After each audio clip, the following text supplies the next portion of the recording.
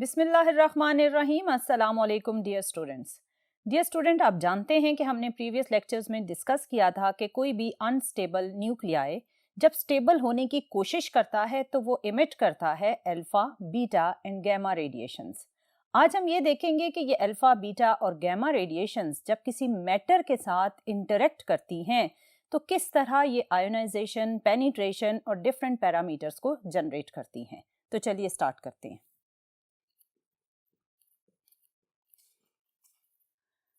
Dear student, आज का हमारा टॉपिक है interaction of radiations with matter. Dear students, आप जानते हैं कि हमारे पास हैं तीन different types of radiations, alpha, beta and gamma. ये तीन डिफरेंट टाइप्स ऑफ रेडिएशंस जब किसी मैटर में किसी सॉलिड, लिक्विड या गैस में एंटर होती हैं तो ये किस तरह ionisation, penetration, fluorescence and multiple different phenomenas को जनरेट करती हैं, आज हम ये डिटेल में स्टडी करेंगे। इनका किसी भी मीडियम के साथ इंटरेक्शन डिपेंड करता है कि इन पार्टिकल्स या इन रेडिएशंस का चार्ज क्या है, मैस क्या है और एनर्जी क्या है। सेकंड ये कि जिस मीडियम में ये रेडिएशंस एंटर हो रही हैं उस मीडियम की डेंसिटी क्या है और उस मीडियम के एटम्स का आयोनाइजेशन पोटेंशियल क्या है। डियर स्टूडेंट, इन सारे पैरामीटर्स को दिमाग में रखते हुए हम स्टडी करेंगे ionisation, penetration, fluorescence and multiple different parameters related to these different radiations. पहले मैं आपको बताती चलूं कि अल्फा, बीटा और गामा इनके चार्ज और मैस में क्या डिफरेंस है। अल्फा पार्टिकल के बारे में आपने पढ़ा था कि ये डबल पॉजिटिव चार्ज कैरी करते हैं और ये कहलाते हैं हीलियम न्यूक्लियाई और ये बहुत ही हेवी पार्टिकल्स हैं। अगर मैं अल्फा के मैस को बीटा के मैस के साथ कंपेयर करूं तो अल्फा पार्टिकल्स 7000 टाइम्स हेवियर हैं as compare to beta particle. और अगर आप बीटा पार्टिकल के चार्ज की बात करें तो बीटा पार्टिकल का चार्ज होता है सिंगल नेगेटिव चार्ज, क्योंकि बीटा पार्टिकल को हम कहते हैं कि they are fast moving electrons. और इनका मैस, जैसा कि अभी मैंने बताया कि बीटा पार्टिकल का मैस अल्फा के कंपैरेटिवली 7000 टाइम्स लाइटर होगा। अब हम बात करते हैं गामा पार्टिकल की। Gamma particle, dear student, basically photons होते हैं और इनका चार्ज 0 होता है और हम ये कहते हैं कि ये मैसलेस पार्टिकल्स हैं। डियर स्टूडेंट, ये तो था कि अल्फा, बीटा और गामा किस तरह अपने चार्ज और मैस की वजह से एक दूसरे से डिफरेंट है। सबसे पहले हम डिस्कस करते हैं इनकी आयोनाइजेशन को कि किस तरह अल्फा, बीटा और गामा एक दूसरे से आयोनाइजेशन के पॉइंट ऑफ व्यू से डिफरेंट हैं। हम किसी मैटर का एक सिंगल एटम कंसिडर करते हैं जिसमें आपको आउटर मोस्ट या जिसमें आपको मूव करते हुए डिफरेंट ऑर्बिट्स में इलेक्ट्रॉन्स नजर आ रहे हैं। सबसे पहले हम अल्फा पार्टिकल को देखते हैं। आप जानते हो कि अल्फा पार्टिकल पर चार्ज है double positive. So alpha particle एक सर्टेन डिस्टेंस से जब गुजरेगा तो अल्फा पार्टिकल का positive charge outer most electrons को अट्रैक्ट करेगा और एक बिगर डिस्टेंस से ही अल्फा पार्टिकल इलेक्ट्रॉन्स को अट्रैक्ट करते हुए उस एटम में से रिमूव करेगा और वो एटम कन्वर्ट हो जाएगा एक पॉजिटिव आयन में। ये तो था कि अल्फा पार्टिकल ने अपने पॉजिटिव चार्ज की वजह से, एक अट्रैक्टिव बिहेवियर की वजह से एक सर्टेन डिस्टेंस से ही आउटर मोस्ट इलेक्ट्रॉन को रिमूव किया और मैटर में मौजूद एटम को आयन में कन्वर्ट कर दिया। इसके कंपैरेटिवली अगर बीटा पार्टिकल इस एटम के पास से गुजरेगा तो वो किस तरह आयोनाइजेशन जनरेट करेगा। आप जानते हैं कि बीटा पर है नेगेटिव चार्ज और ये negative charge outer most electrons को रिपेल करेगा, लेकिन जब रिपल्सिव बिहेवियर की वजह से बीटा आयोनाइजेशन करेगा तो उसे एटम के क्लोज आना पड़ेगा और क्लोज आकर वो रिपल्सिव इफेक्ट की वजह से आउटर मोस्ट इलेक्ट्रॉन को रिमूव करेगा और एटम को आयन में कन्वर्ट कर देगा। आपने देखा कि अल्फा ने एक बिगर डिस्टेंस से अट्रैक्टिव बिहेवियर की वजह से आयोनाइजेशन की, बीटा ने रिपल्सिव इफेक्ट की वजह से करीब आकर आयोनाइजेशन को जनरेट किया। अब हम देखते हैं गैमा पार्टिकल का बिहेवियर। गैमा क्योंकि न्यूट्रल पार्टिकल है, सो वो ना तो इलेक्ट्रॉन को अट्रैक्ट करेगा और ना ही रिपेल करेगा। तो फिर ये किस तरह इलेक्ट्रॉन को एटम से रिमूव करेगा? इसके लिए गैमा पार्टिकल उस एटम में एंटर हो जाएगा। जैसे ही गैमा पार्टिकल उस एटम में एंटर हुआ तो वो किसी ना किसी इलेक्ट्रॉन को हिट करते हुए अपनी एनर्जी इलेक्ट्रॉन में ट्रांसफर करेगा और इलेक्ट्रॉन को एटम से रिमूव करके एटम को आयंस में कन्वर्ट कर देगा। डियर स्टूडेंट, आपने देखा कि अल्फा ने और बीटा ने और गैमा ने किस तरह अपने चार्ज की वजह से जो डिफरेंसेस थे, उस डिफरेंस की वजह से किस तरह आयोनाइजेशन में भी एक डिफरेंट पैटर्न जनरेट किया। डियर स्टूडेंट, ये सब किस वजह से हुआ? उसकी रीजन है चार्ज ऑन दीज पार्टिकल्स। अब अगर हम इन तीनों पार्टिकल्स को किसी मैटर में कलेक्टिवली एंटर करें तो इनकी आयोनाइजेशन और पेनिट्रेशन में क्या फर्क होगा, उसके लिए आप ये चीज ऑब्जर्व करें। आप देख रहे हैं कि अल्फा पार्टिकल आयोनाइजेशन करने के बाद एक थोड़े से ही डिस्टेंस को कवर करने के बाद रुक गया है और न्यूट्रल हो गया है, जबकि बीटा पार्टिकल कंपैरेटिवली एक बिगर डिस्टेंस कवर करने के बाद न्यूट्रल हुआ और गैमा पार्टिकल एक और बिगर डिस्टेंस कवर करने के बाद न्यूट्रल हुआ। डियर स्टूडेंट, आपने देखा कि जब अल्फा, बीटा और गैमा पार्टिकल इस मैटर में एंटर हुए तो इनकी आयोनाइजेशन और पेनिट्रेशन किस तरह एक दूसरे से डिफरेंट है। अल्फा पार्टिकल ने सबसे पहले मैक्सिमम आयोनाइजेशन करते हुए अपनी एनर्जी को जीरो किया और रेस्ट पर आ गया, जबकि बीटा पार्टिकल बहुत रेयर आयोनाइजेशन करने के बाद और एक बिगर डिस्टेंस कवर करने के बाद रेस्ट पर आया है। और अगर हम थर्ड गैमा पार्टिकल को ऑब्जर्व करें तो गैमा पार्टिकल ने अल्फा और बीटा के कंपैरेटिवली एक बहुत बड़ा डिस्टेंस कवर किया और बहुत ही कम आयोनाइजेशन जनरेट की। ये एक्टिविटी हमें ये बता रही है कि अल्फा की आयोनाइजेशन मैक्सिमम है, उससे कम आयोनाइजेशन है बीटा की और सबसे कम आयोनाइजेशन है गैमा की। और अगर आप पेनिट्रेशन, जिसे हम रेंज भी कह सकते हैं, उसको ऑब्जर्व करें तो सबसे मिनिमम रेंज है अल्फा की, उससे ज्यादा या मॉडरेट रेंज है बीटा की और सबसे बिगर रेंज है गैमा पार्टिकल्स की। इसी चीज को हम एक और एक्सपेरिमेंटल ऑब्जर्वेशन से भी ऑब्जर्व कर सकते हैं। डियर स्टूडेंट, आप 3 डिफरेंट शीट्स को कंसिडर करें। सबसे पहले आप प्लेस करें एक पेपर शीट, उससे सर्टेन डिस्टेंस पर आप प्लेस करें एक एल्यूमिनियम शीट और उससे फिर सर्टेन डिस्टेंस पर प्लेस करें एक लेड शीट को। इनकी थिकनेस क्या क्या है? आपके पास जो एल्यूमिनियम शीट है उसकी थिकनेस है 1 to 5 मिलीमीटर की रेंज के अंदर और जो लेड शीट है उसकी थिकनेस को आप एडजस्ट कर सकते हैं बिटवीन 1 to 10 सेंटीमीटर। अब इस अरेंजमेंट पर हम फॉल करते हैं अल्फा, बीटा एंड गैमा। पहले हम अल्फा को ऑब्जर्व करते हैं। अगर आप अल्फा को ऑब्जर्व करें तो वो पेपर शीट से ही पास नहीं करेगी। इसका मतलब ये है कि अल्फा पार्टिकल पेपर शीट की जो थिकनेस है उसी के अंदर मैक्सिमम आयोनाइजेशन करने के बाद अपनी एनर्जी जीरो कर लेगा और वो फर्दर पेनिट्रेट नहीं करेगा। लेकिन बीटा पार्टिकल पेपर शीट को क्रॉस करने के बाद एल्यूमिनियम शीट को अप्रोच कर रहा है और एल्यूमिनियम शीट को वो फर्दर क्रॉस नहीं करेगा।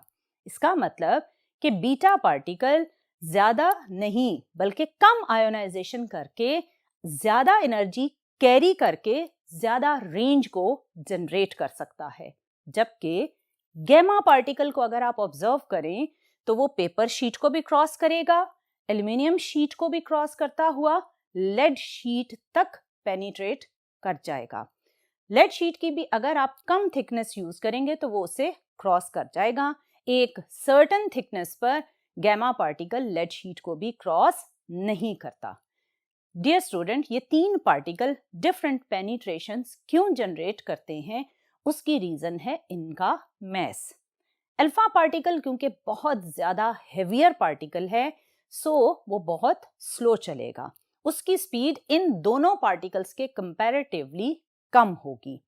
अल्फा पार्टिकल हैवी होने की वजह से और डबल पॉजिटिव चार्ज कैरी करने की वजह से इंटेंस आयोनाइजेशन करेगा, लेकिन एक छोटे डिस्टेंस के अंदर। Beta particle negative charge carry करता है और लाइटर है अल्फा के कंपैरेटिवली और तेज चलता है, सो बीटा पार्टिकल अल्फा के कंपैरेटिवली 100% लेस आयोनाइजेशन करेगा, लेकिन ज्यादा पेनिट्रेट करेगा। जबकि गैमा पार्टिकल जो कि न्यूट्रल था, उसकी न्यूट्रल नेचर की वजह से और मैसलेस बहुत ज्यादा तेज चलते हुए पार्टिकल की वजह से गैमा पार्टिकल बहुत ज्यादा पेनिट्रेट करेगा, और कहीं अगर उसे बाय चांस इलेक्ट्रॉन को हिट करने का मौका मिला तो वो इलेक्ट्रॉन को हिट करेगा, आयोनाइजेशन को जनरेट करेगा। डियर स्टूडेंट, अगर हम स्पीड का कंपैरिजन करें तो अल्फा पार्टिकल की स्पीड है 10⁻⁷ मीटर पर सेकेंड, जबकि बीटा पार्टिकल की स्पीड है 1 × 10⁸ मीटर पर सेकेंड, और गैमा पार्टिकल की स्पीड है स्पीड ऑफ लाइट के इक्वल, विच इज 3 × 10⁸ मीटर पर सेकेंड। डियर स्टूडेंट, ये तो था इनकी स्पीड का डिफरेंस। गैमा पार्टिकल एक ऐसा पार्टिकल है क्योंकि वो एक हाई एनर्जी रेंज में एग्जिस्ट करता है, तो वो जब मैटर के साथ इंटरेक्ट करता है और एटम में एंटर होकर इलेक्ट्रॉन्स को हिट करता है, तो उसका बिहेवियर तीन तरह से ऑब्जर्व किया जा सकता है depending on the energy of gamma ray photon. हमने चैप्टर नंबर 19 में तीन प्रोसेस पढ़े थे, photoelectric effect, Compton effect and then pair production. ये तीनों process gamma ray photon generate कर सकता है डिपेंडिंग ऑन इट्स एनर्जीज। अगर गैमा रे फोटोन की energy less than 0.5 mega electron volt है तो ये जनरेट करेगा फोटो इलेक्ट्रिक इफेक्ट, और अगर गैमा रे फोटोन की एक मॉडरेट एनर्जी है तो ये जनरेट करेगा कॉम्पटन इफेक्ट, जिसमें ये किसी भी एटम के लूजली बाउंड इलेक्ट्रॉन, जिसे आप ऑलमोस्ट फ्री इलेक्ट्रॉन भी कह सकते हैं, उसके साथ इंटरेक्ट करेगा, अपनी एनर्जी कुछ इलेक्ट्रॉन में ट्रांसफर करेगा, इलेक्ट्रॉन को रिमूव करके आयोनाइजेशन जनरेट करेगा, और रिमेनिंग एनर्जी के साथ ये खुद भी एक डिफरेंट डायरेक्शन में स्कैटर हो जाएगा। ये प्रोसेस है कॉम्पटन इफेक्ट। और थर्ड प्रोसेस, जिसे आप पेयर प्रोडक्शन कहते हैं, उसके लिए गैमा रे फोटोन के पास एनर्जी होनी चाहिए more than 1.02 mega electron volt. So dear student, आपने देखा कि गैमा रे फोटोन अपनी डिफरेंट एनर्जीज के अकॉर्डिंग किस तरह photoelectric effect, then Compton effect and then pair production को जनरेट कर सकता है।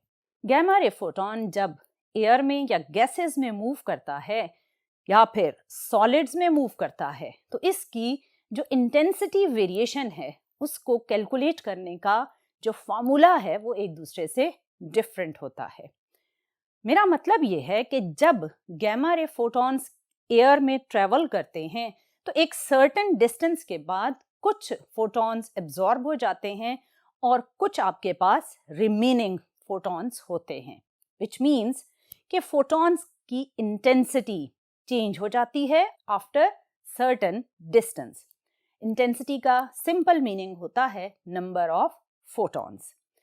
सो अगर गैमा रे फोटॉन एयर में मूव कर रहे हैं तो इनकी इंटेंसिटी में जो कमी आती है आफ्टर कवरिंग सर्टेन डिस्टेंस, उस कमी को, उस डेफिशिएंसी को या उस डिक्रीज को अगर आपने कैलकुलेट करना है तो आप यूज करेंगे inverse square law, which means intensity is proportional to 1/r²। इसमें r वो डिस्टेंस होगा जो gamma ray photon air medium में ट्रेवल करेंगे, यानी विद डिस्टेंस उसकी इंटेंसिटी डिक्रीज होगी but this decrease in intensity will obey inverse square law. लेकिन अगर यही गैमा रे फोटॉन किसी सॉलिड में एंटर होंगे तो फिर जो इनकी इंटेंसिटी में डिक्रीज आएगा वो इनवर्स स्क्वायर लॉ के अकॉर्डिंग नहीं होगा। मेरा मतलब ये है कि सपोज करें कि ये डिफरेंट गैमा रे फोटॉन इस मेटल को क्रॉस करते हैं। अगर ये 20 फोटॉन्स हैं और इस मेटल प्लेट को क्रॉस करने के बाद इनकी इंटेंसिटी कम हो जाती है, यानी 20 से डिक्रीज हो जाती है, क्योंकि कुछ फोटॉन्स इस मेटल सरफेस में एब्जॉर्ब हो जाते हैं। अब जो ये डिक्रीज इन इंटेंसिटी आया है, अगर हमने ये कैलकुलेट करना है तो अब हम इनवर्स स्क्वायर लॉ से इसको कैलकुलेट नहीं कर सकते। इस डिक्रीज इन इंटेंसिटी को कैलकुलेट करने के लिए हम एक्सपोनेंशियल लॉ की हेल्प लेते हैं और इस डिक्रीज को कैलकुलेट करने की जो इक्वेशन है वो है ये वाली, which is I is equal to I naught exponential minus mu x। इसमें I naught है original intensity of gamma ray photons और I है decreased intensity of gamma ray photon, जबकि एक्सपोनेंशियल में जो x है वो है थिकनेस ऑफ द सॉलिड या thickness of the metal sheet और म्यू है absorption coefficient of the medium. और ये absorption coefficient of medium depend करता है एनर्जी ऑफ इंसिडेंट फोटॉन और nature of the medium. Dear student, ये दो वो डिफरेंट फार्मूलाज हैं जो गैमा रे फोटॉन के एयर में इंटेंसिटी डिक्रीज को कैलकुलेट करने या फिर किसी सॉलिड में इंटेंसिटी डिक्रीज को कैलकुलेट करने के लिए यूज होते हैं। अब फर्दर ये देखते हैं कि हमारे पास इन अल्फा, बीटा और गैमा पार्टिकल के बेसिक सोर्सेस क्या हैं। डियर स्टूडेंट, वो डिफरेंट सोर्सेस जिनसे आप अल्फा, बीटा और गैमा रेडिएशंस को ऑब्टेन कर सकते हैं उनमें आते हैं रेडॉन 222 और रेडॉन 222 यूज होता है as a source for alpha particle और बीटा पार्टिकल के लिए हम जो सोर्स यूज करते हैं वो है स्ट्रोंटियम 94 और गैमा पार्टिकल का जो सोर्स है वो है कोबाल्ट 60। डियर स्टूडेंट, ये वो तीन मेन सोर्सेज हैं जिनसे आप अल्फा, बीटा और गैमा रेडिएशंस को ऑब्टेन कर सकते हैं। अब एक और प्रॉपर्टी है जिसे आप फ्लोरोसेंस भी कहते हैं। फ्लोरोसेंस भी आप प्रोड्यूस कर सकते हैं by using alpha, beta and gamma radiations. Fluorescence basically क्या है? डियर स्टूडेंट, जब भी किसी भी मैटर पर हाई एनर्जी रेडिएशंस फॉल करें तो उस मैटर के एटम्स उस एनर्जी को एब्जॉर्ब करके चले जाते हैं एक्साइटेड स्टेट में और जब ये एक्साइटेड एटम डी एक्साइट करें और ड्यूरिंग डी एक्साइटेशन ये इमिट करें विजिबल रेंज की रेडिएशंस को, तो वो ऑब्जेक्ट या वो मटेरियल्स हमें ग्लो करते हुए नजर आते हैं और ये ग्लोइंग इफेक्ट कहलाता है फ्लोरोसेंस बिहेवियर। सो आप सोडियम आयोडाइड या बेरियम प्लाटिनोसाइनाइड इन दोनों मटेरियल्स में अगर अल्फा, बीटा और गैमा रेडिएशंस को फॉल करते हैं तो इन दोनों मटेरियल्स के एटम एक्साइटेड स्टेट में जाने के बाद जब डी एक्साइट होंगे तो ये विजिबल पोर्शन की रेडिएशंस को इमिट करेंगे, ग्लो करते हुए नजर आएंगे, विच मीन्स कि ये जनरेट करेंगे फ्लोरोसेंस बिहेवियर को। डियर स्टूडेंट, आपने देखा कि अल्फा, बीटा और गैमा के बेसिक सोर्सेस क्या हैं और किस तरह अल्फा, बीटा और गैमा रेडिएशंस ने सोडियम आयोडाइड और बेरियम प्लाटिनोसाइनाइड में फ्लोरोसेंस का बिहेवियर जनरेट किया। अगर यही अल्फा, बीटा और गैमा रेज हम एयर में एंटर करें और एयर में हम ऑलमोस्ट 1 मिलीमीटर तक इनको अप्रोच करवाएं तो ये कितने एयर के एटम्स को आयोनाइज करेंगी वो देखते हैं। अल्फा पार्टिकल अगर 1 मिलीमीटर ऑफ एयर तक मूव करता है तो ये 10 टू पावर 4 एटम्स को आयोनाइज करेगा, जबकि beta particle within 1 millimetre of air 10 to power 2 atoms को आयोनाइज करेगा और gamma particle within 1 millimetre of air just 1 atom को आयोनाइज करेगा। अगर आप अल्फा और बीटा के आयोनाइजेशन नंबर को ऑब्जर्व करें तो इस नंबर से ये पता चलता है कि एयर में जब अल्फा और बीटा पार्टिकल एंटर हुए तो अल्फा और बीटा में 100% का डिफरेंस है। आप यूं कह सकते हैं कि alpha particle 100 times more ionisation करता है एज कंपेयर टू बीटा, या आप इसके रिवर्स यूं भी बोल सकते हैं कि beta particle as compare to alpha 100 times less ionisation करता है। आपने देखा कि किस तरह अल्फा, बीटा और gamma particles ionisation, penetration, fluorescence behaviour, speed के बिहेवियर, चार्ज और मैस के बिहेवियर और एनर्जीज के बिहेवियर में एक दूसरे से डिफरेंट हैं। इन सारी चीज़ों को अगर हम समराइज करें विद इन वन टेबल, आपकी बुक में इस टॉपिक के एंड पर ये टेबल ड्रॉ किया गया है और सारी बात जो मैंने आपको बताई उस सारी बात को समराइज्ड फॉर्म में आप इस टेबल में ऑब्जर्व कर सकते हैं। इस टेबल में हर बात आपको समराइज्ड फॉर्म में बताई गई है कि इनकी स्पीड में क्या डिफरेंस है, एयर में अगर ये मूव करते हैं तो किस तरह आयोनाइजेशन जनरेट करते हैं, इनके बेसिक सोर्सेस क्या हैं, आयोनाइजेशन में डिफरेंस क्या है, पेनिट्रेशन में क्या डिफरेंस है। So dear student, this was all about interaction of radiations with matter. इंशाल्लाह आने वाले लेक्चर्स में हम डिफरेंट डिटेक्टर्स को डिस्कस करेंगे और ये देखेंगे कि अल्फा, बीटा और गैमा रेडिएशंस को आप किस तरह डिटेक्ट कर सकते हैं और किस तरह आप इनके नंबर को काउंट कर सकते हैं। बट टिल देन, अल्लाह हाफिज।